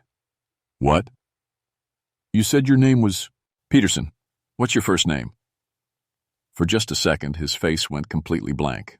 Then that too wide smile spread across his features. "Jim," he said, but his voice was different now. Hungry. "Jim Peterson died 3 days ago," I said, raising my pistol. "Just like the rest of your team." The thing wearing Peterson's face tilted its head exactly like the creature on the cliff had done. "You're smarter than most," it said in a voice that was no longer trying to sound human. "But it doesn't matter. You're already changing too." I looked down at my hands holding the gun. My fingernails were longer than they'd been yesterday. The thing that used to be Peterson smiled wider, showing teeth that had been filed to sharp points. "You felt it the moment you stepped into our territory," it said. "The call of the high places, the need to run free." I wanted to deny it, but I couldn't. There had been moments during the night when I'd found myself looking up at the ridge lines and feeling something, a pull I couldn't explain. "What are you?" I asked, keeping the gun trained on it. "We're what humans were meant to be before civilization made us weak," Peterson said, starting to circle me slowly. "Before we trapped ourselves in buildings and jobs and all the things that keep us from really living." From the trees around us, I could hear the others moving closer, not trying to hide anymore, just closing in. "The mountains showed us the truth," Peterson continued. "All that matters is running, hunting, being free. No more grief over dead wives and sons. No more guilt about the people you couldn't save in the war. No more pain from old wounds that won't heal." My bad leg was throbbing, and for a moment the idea of being free from that constant ache was tempting. "Reynolds understood first," Peterson said. "Our team leader. He's still leading us, in a way. Would you like to see him?" A larger figure emerged from the trees behind Peterson. It had once been a middle-aged man in khaki clothes, but now it moved with the fluid grace of a predator. Its hair had grown long and wild, and when it opened its mouth, I could see a full set of pointed teeth. "Franklin," it said, and its voice was like gravel. "We've been waiting for you. The mountains told us you were coming." "The mountains don't talk," I said. But even as I said it, I wasn't sure anymore. Reynolds laughed. "Don't they? Haven't you heard them calling your name? Felt them pulling at your spirit every time you walk these trails?" I had. For years, even before this nightmare started, I'd felt drawn to the high places when things got bad. When the memories of war got too heavy, when the bottle wasn't enough to numb the pain of losing Sarah and Tommy, I'd head up into the mountains and walk the ridges until I felt human again. "That's how it starts," Reynolds said, reading my expression. "The mountains choose their own. They called to us, just like they've been calling to you for years." More figures emerged from the forest. I counted at least 6 now, all of them moving wrong, all of them watching me with those reflective eyes. "What happened to your humanity?" I asked. "We shed it like an old skin," Reynolds said.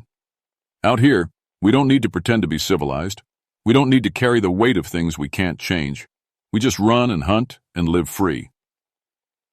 One of the creatures made that howling sound I'd heard the night before, and the others joined in. It started as something almost human, but grew into something wild and primal that made my skin crawl. When they stopped, Reynolds stepped closer. "Join us willingly, Franklin. Stop fighting what you've already started becoming." I looked down at my hands again. The fingernails were definitely longer, and I could swear my hearing was sharper than it had been yesterday. When I looked up at the ridges now, I felt that pull stronger than ever. "What if I refuse?" Reynolds smiled, showing those filed teeth. "Then we'll hunt you until you break, until the mountains call so loud you can't resist anymore. But it's easier if you just let go now." For a moment, I almost did. The idea of being free from grief, from pain, from all the weight I'd been carrying for so many years. It was tempting. But then I thought about Sarah and Tommy, not as sources of pain, but as the people who had made me human in the first place. "No," I said, and meant it. Reynolds nodded like he'd expected that answer. "Then we hunt."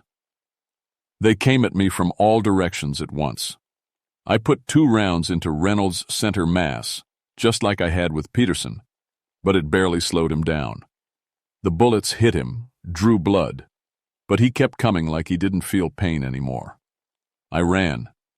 Behind me, I could hear them howling as they gave chase.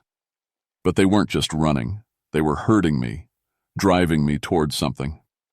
Every time I tried to turn back toward the main trail, one of them would appear to cut me off. They were pushing me higher into the mountains, toward the most remote parts of the gorge where no one would ever find my body. I ran until my lungs burned and my bad leg felt like it was on fire, but I could hear them getting closer, moving through the forest like they were born to it. And the terrible thing was, part of me wanted to stop running and join them. The call of the high places was getting stronger. I made it to the natural bridge just as the sun was setting. It was a massive stone arch spanning a deep gorge, beautiful and terrible at the same time. This was where it would end, one way or another. They surrounded me on the bridge, 7 creatures that had once been human. Reynolds stepped forward, no longer bothering to talk. The time for words was over. But as they closed in, I did the only thing I could think of. I started talking to Sarah and Tommy, not out loud, but in my head. I remembered Sarah's laugh, and I told her bad jokes. I remembered teaching Tommy to fish down at the creek behind our house. I remembered all the good times, all the love, all the things that made the pain worth carrying. The creatures stopped moving. Reynolds tilted his head, confused. "What are you doing?" "Staying human," I said. I could feel the change they'd started in me. The longer nails, the sharper senses, the desire to run wild through the mountains. But I could also feel something else, something they'd lost when they gave up their humanity. Love, memory, connection to people who mattered. "You think that weakness makes you strong?" Reynolds snarled. "I think it makes me human," I said. "And I'd rather carry the pain of losing them than lose the memory of having them." Reynolds lunged at me with those clawed hands, but something had changed. I was faster than I should have been, my senses sharper. I caught his wrists and held them, feeling the inhuman strength in his grip but matching it with my own. "You can't fight what you're becoming," he said. "Maybe not," I admitted, "but I can choose what to do with it." I twisted and threw him over the side of the bridge. He fell screaming into the gorge below, a sound that was part human, part animal, all rage. The others backed away, suddenly uncertain. Without their leader, they seemed less coordinated, more confused. I looked at each of them in turn. "You were human once," I said. "You can be human again if you choose to be." But they were too far gone. One by one, they melted back into the forest, still wild, still lost. Maybe they'd find their way back to humanity someday. Maybe they wouldn't. I walked back down the mountain alone, carrying the weight of what I'd seen and what I'd almost become. The official report said the geological survey team had been caught in a flash flood, and their bodies were never recovered. Sometimes the truth isn't something people are ready to hear. I still work these mountains, still do search and rescue when people go missing in the remote areas.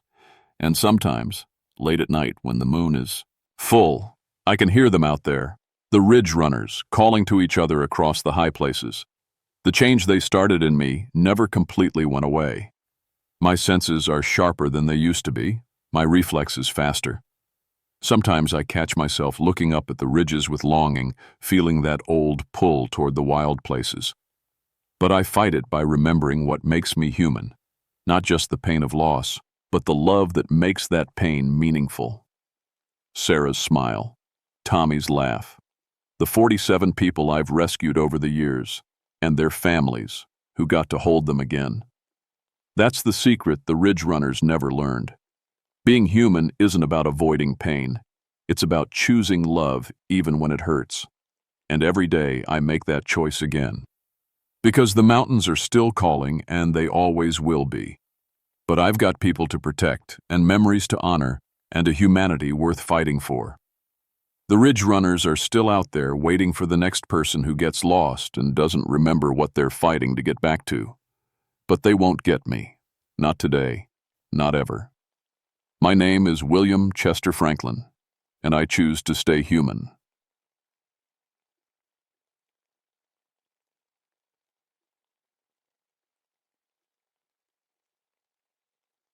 My name is Margaret Ann Whitaker, and I've been a forest ranger for 9 years. People always ask me what that name means. My grandmother used to say it meant Pearl of the White Meadow. I never thought much about it until what happened in those caves. I work in Jefferson National Forest in Virginia, up in the Mount Rogers area. It's beautiful country, rolling hills covered in oak and pine, with rocky outcrops that look like sleeping giants. I specialize in cave safety, which means I go into dark holes in the ground that most people wouldn't touch with a 10-foot pole. October 1971 was colder than usual. Frost came early that year, and every morning the valleys filled with thick fog that made everything look like a ghost story. I'd been living alone with my mother since my divorce 2 years back. She worried about my job, especially the cave work. "Those mountains hold secrets, Maggie," she'd say while I packed my gear. "Some things are better left buried." I always laughed it off. I had a geology degree and 9 years of experience. I dealt in facts, rock formations, structural integrity, water tables. Not stories. The call came on a Tuesday morning. A rockfall up near the summit had opened up something new. Park headquarters wanted me to check it out, see if it was safe for the public or if we needed to seal it up. I drove my truck as far as the old logging road would take me, then hiked the rest of the way with my pack full of gear. Rope, helmet, flashlights, measuring tools, camera. Everything I needed to map a new cave system. The entrance was exactly where the report said it would be, but something felt wrong from the start. The hole was bigger than I expected. Not just a crack in the rock, but a real opening you could walk through standing up. Fresh rockfall surrounded it, but the stones looked old, weathered, like they'd been waiting to fall for a long time. I'd heard the Cherokee stories, of course. The old-timers around Grayson County still talked about singing spirits trapped in the mountains. But I was a scientist. Wind through limestone formations could make all kinds of sounds. As I set up my equipment at the cave mouth, I noticed something odd. No bats. These caves should have been perfect for them. The right temperature, humidity, protection. But I didn't see a single one. Not even old droppings. The air coming out of the cave was wrong too. Not just cold, but different. It moved in patterns that didn't match the outside wind. Sometimes it felt warm when it should be cool, cold when the day was heating up. I tested the air for dangerous gases. Everything normal. Checked for structural problems with the entrance. Solid as bedrock. But my gut kept telling me something was off. The first sound came while I was noting the cave's dimensions. A soft humming, so faint I thought it was my equipment. But when I turned off my geological sensors, the humming continued. It was beautiful. Like a church choir warming up, but far away. The sound seemed to come from deep inside the mountain, floating up through passages I couldn't see yet. I told myself it was wind. Had to be. But I'd been in hundreds of caves, and I'd never heard wind sound like that. My mother's words came back to me as I stood at that dark entrance. Some things are better left buried. I should have listened to her. The cave system was huge, not unusual for this area. The limestone here has been carved by water for millions of years. But this felt different. My footsteps echoed wrong, like the space was bigger than my flashlight could show. The humming got clearer as I went deeper. Definitely voices now, though I couldn't make out words.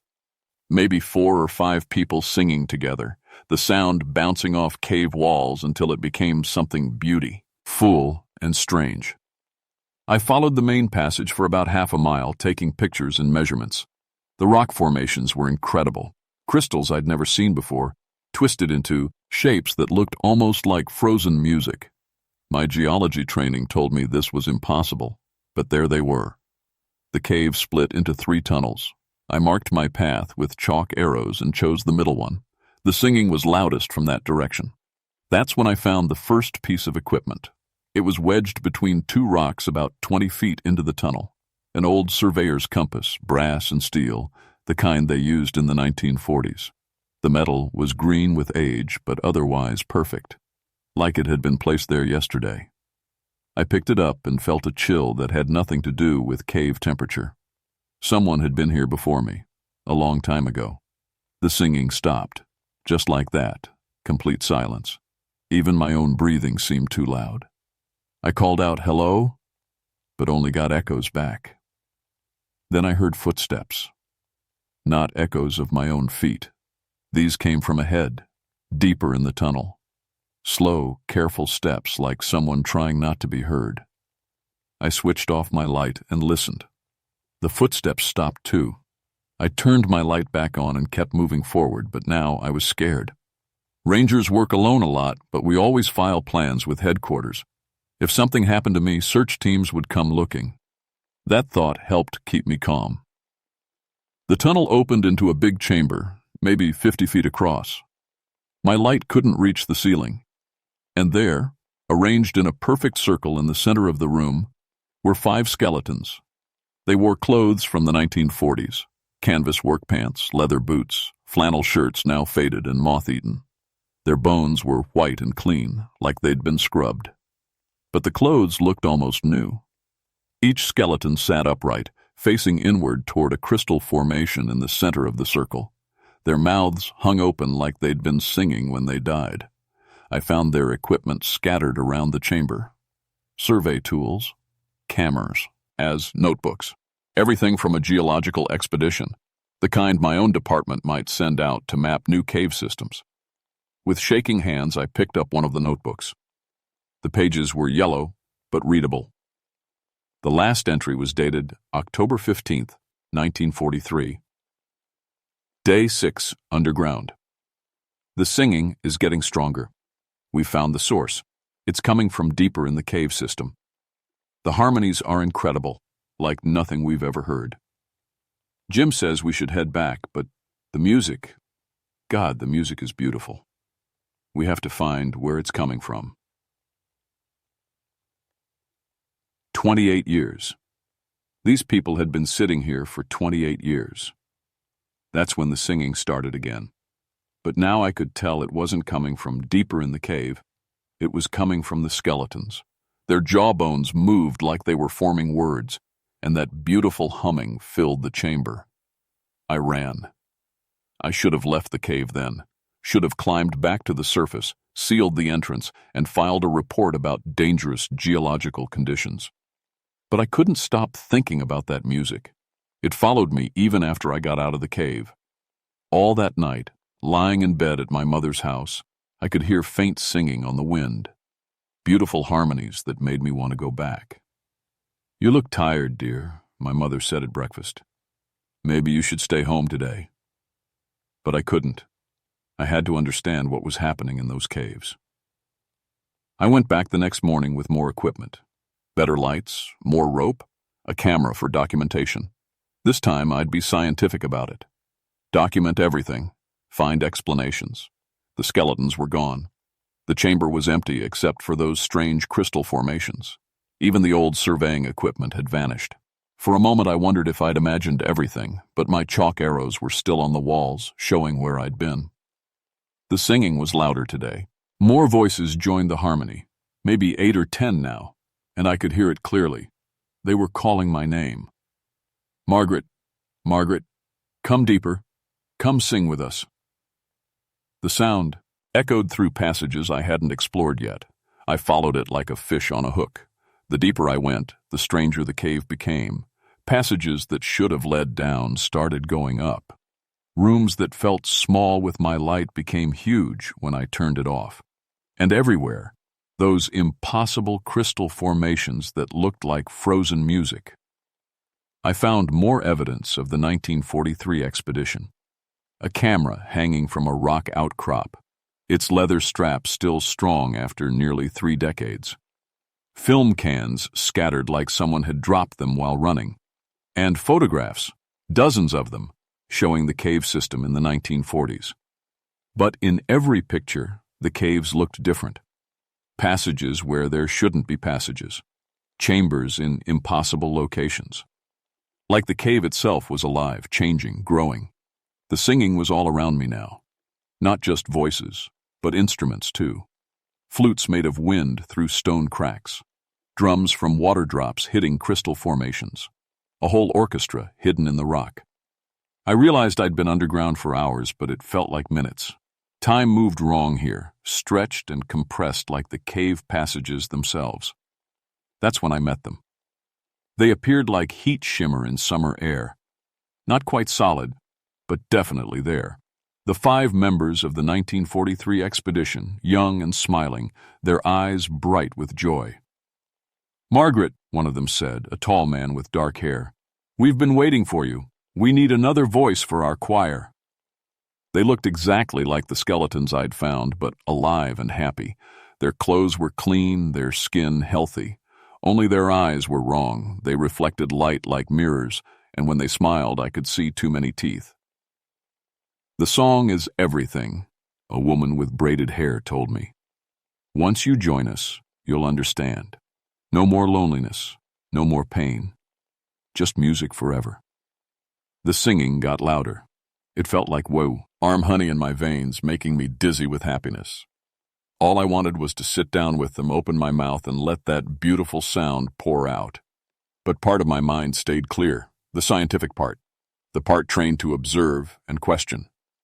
"What happened to your bodies?" I asked. They laughed like silver bells.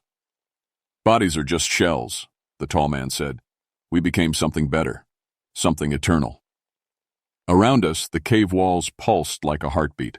The crystal formations glowed with soft light, and I could see that they weren't crystals at all. They were frozen music. Every note these people had ever sung turned to stone and mineral. "Cherokee spirits," I whispered, remembering the old stories. "You're trapped here." "Not trapped," the woman said. "Transformed. During our ceremony in 1834, the mountain shook and the caves collapsed. But our song didn't die. It became part of the stone, part of the earth. We became the music." More figures appeared in the shimmering air. Cherokee singers from the 1830s, their faces painted for ceremony. all of them young and beautiful and dead.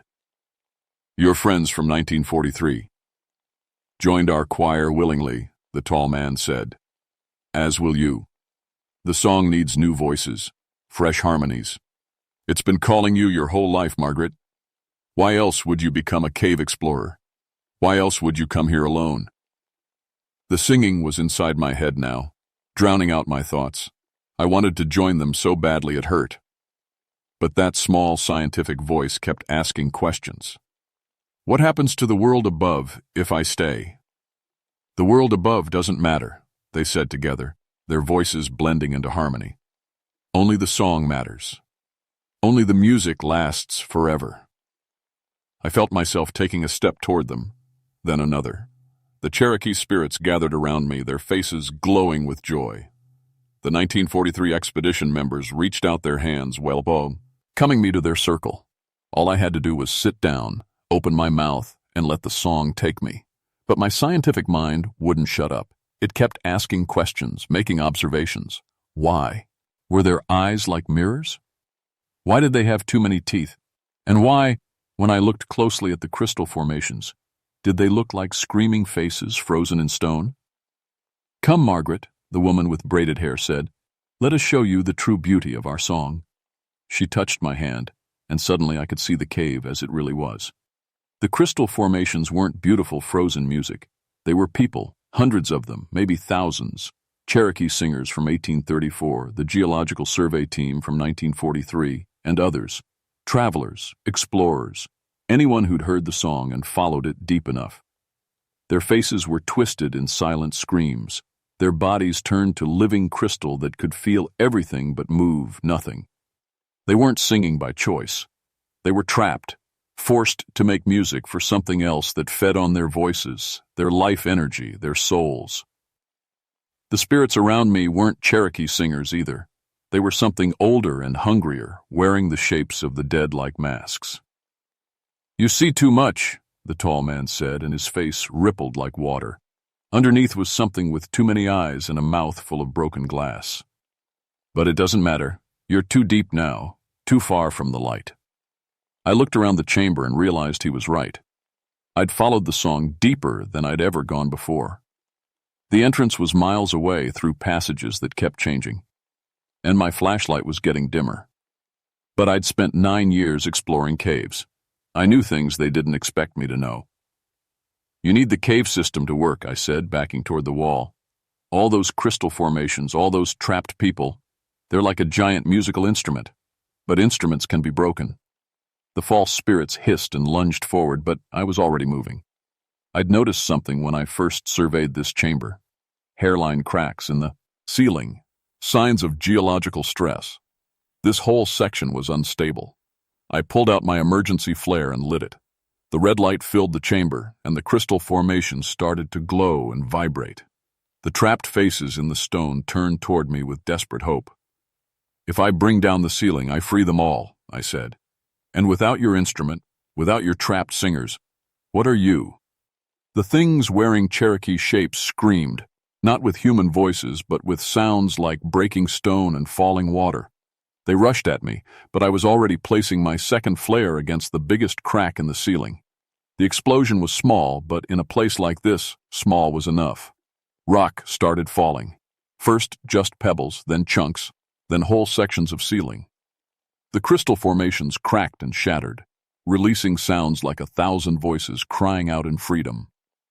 I ran through collapsing passages as the cave system destroyed itself.